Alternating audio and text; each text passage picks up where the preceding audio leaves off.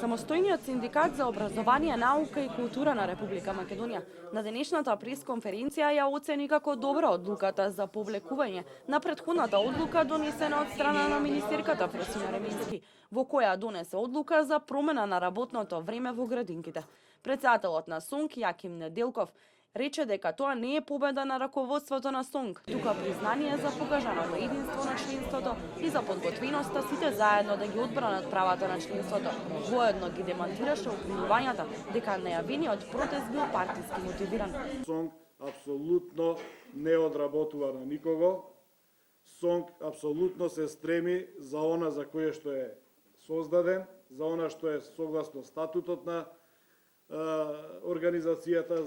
односно она што е се програмските определби, и во овој конкретен случај апсолутно, и не само во овој конкретен случај, него и во сите случаи се поидува или се тргнува од начелото на одбрана на правата и унапредување на правата на работниците. Председателот на СОНК нити е член на некоја политичка партија, нити бил член на некоја политичка партија, и со оглед на тоа апсолутно не може да се припишува дека одработува за некоја политичка опција, што е во конкретниот случај или спротивно на тоа, министерот за труд и социјална политика е подпредседател на една политичка партија, па може спротивно на тоа да се толкува дека таа практично од позиција на министер во ресорно министерство одработува за политичка партија.